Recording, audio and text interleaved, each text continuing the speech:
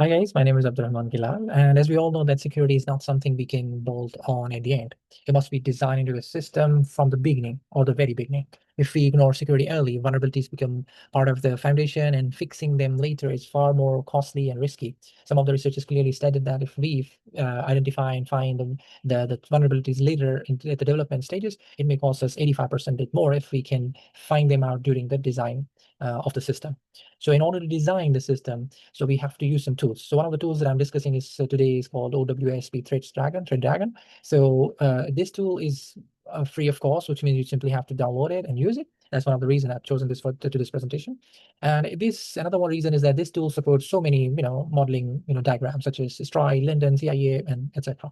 So in order to use it, simply we should go here at the desktop installer. So whatever system are you using, let's say I'm using the Mac system. So platform is the Mac and I'm using ARM64. So simply click here and you will be able to download.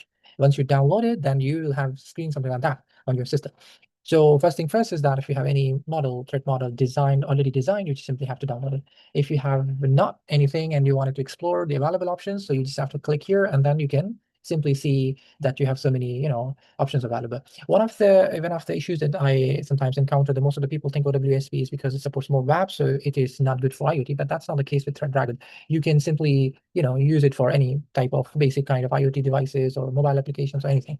So for example, one of the examples that has already been given us by the ThreatDragon. So you simply click here and you have so many things available here, and I'll explain you a bit later. So let's start the first one. That is your first, threat model.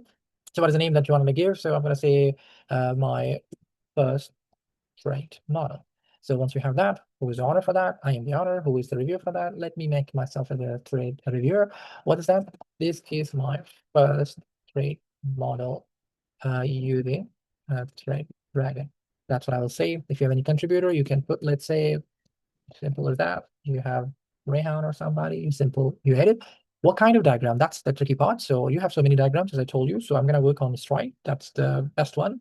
I'll explain you why I've chosen that. Let's say, so I'm going to say simple as that. If anything, like testing strike model, model, simple as that. So that's it. So what you have to do is just simply click on save, wherever you wanted to save. If you wanted to save it, my first model or trait model, it's up to you. Yeah, trait model. So yeah, and then save it. Wait it for a while. When it's completely saved, there you go. Close it. And now you're going to see that your first model is ready. You're the owner, you're the reviewer, and then contributors can be anybody. And then you can put your system. So this is all about your, meta information about your project. So now you're going to go into the diagram. So as soon as you click here, so you're going to see some entities, components, boundaries, and meta. We know that, in order to design things, we need some, elements. So yes, you click on entities, so you have the components. So first component, for example, here is actor. Let me drag it here. So once you have an actor, in order to change the name, you can put it like user. So that's the actor for you. So what this actor going to do, so let me explain you a bit later, but then you have this, what you call the process. So what process this the actor will do? Let me make a mobile application. So I'm going to say mobile app. So this is my mobile app. So if you wanted to drag it a little bigger so that you can clearly see, there you go. And then you wanted to have another, process, for the app is called API server because you need server as well.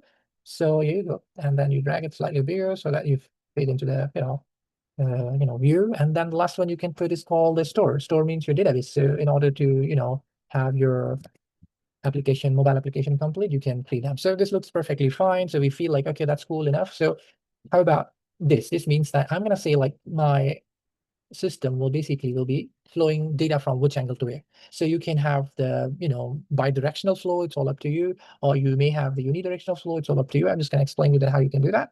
So it's simple as that. And then you have this flow, for example, right? And now if you wanted to make a bidirectional, you wanted to bring it any other way around, so it's up to you. And sometimes you put the boundaries, for example, you wanted to say that you have a boundary. Okay, give me a second. Okay, my bad. Yeah, this boundary tells me like, okay, so when I am trusting my data flow, I'm gonna say this flow will be basically, I'm sorry, my mouse is not helping me well, but let's say I'm gonna say like this my trust boundary. Trust boundary means from when the data is going from one, part of or element of the application to another one. So you can say my trust boundary 1 or trust boundary 2. It's up to you, whatever you want it to make. Also, you can apply the other ones if you want, so that you can, make your system look a little bit better. It's all up to you. It's clearly your trust boundary too. So all okay.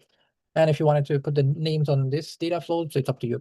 Okay, so that looks okay for me. Like, okay, my design is somehow ready because I have the user, I have the mobile app and the server and the database. So what I'm going to do is that now I'm going to apply some, kind of threads that may occur during each of the, element of my system or each of the part of my system. So as soon as you click on any of the elements that you may have, and then you're going to see that you have threads available here. So you can create here a new thread, and here you go. So what you are expecting, what can happen to a user. So for example, I'm going to say my user maybe, face the fake login page. So this is my consideration that if a user is using my application, then he or she may have the fake login page, and this one is called spoofing. So spoofing means that somebody is trying to basically do a phishing attack on you. So what kind of status right now is like open status. If you do not have any anything described that are any mitigation step finalized. So you're going to say, okay, it's open. So severity is like really high. What score is that? For example, I'm going to say out of 10, so 8.5. So how do I measure this, the score? It can be anything. For example, it could be like the likelihood and impact, multiply, and then divide by 10. Or you're going to say like, you have risk analysis, taking like quantitative risk analysis or qualitative risk analysis. So you can identify whichever works for you. I'm just going to tell you that this will help you to have the score anywhere you want. For example, 8 or 9 or something, and severity is critical or high, whatever is up to you. Okay, so here you can give the description about the trait. So for example, I'm going to say this attacker tricks user into a login. So this may be the thing that can happen. So if you say no, that's open right now, so you can just make it like this. So now you have this attack, which is called fake login, which is the type of spoofing, and then it's open. So if you have already decided, okay, I'm going to use multi-factor authentication. For example, I'm going to say multi-factor authentication or strong passwords, or maybe you're going to say some very fast certificates. So certificates, so these are the things that you have already identified, and then you have put. So now you're going to see like the mitigation strategy is already there, or mitigation steps are there. This is one of the things. So one thing you may be seeing that when you are at the user element, so you have only two types of strike rate. It's not you don't have the other one, like T is not there. You don't have I. You don't have the E. So you see you have only two of those threats available.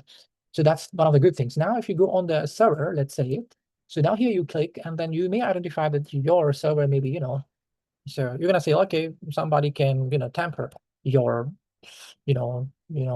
server. So what kind of trade is different tampering? So if I'm gonna say tampering, I would say data here interception. That's going to be perfectly well defined. So okay, so is it high, low? I'm going to say high. What is the score for severity? I'm going to say it's the 7.0. And what is the description that I take hers?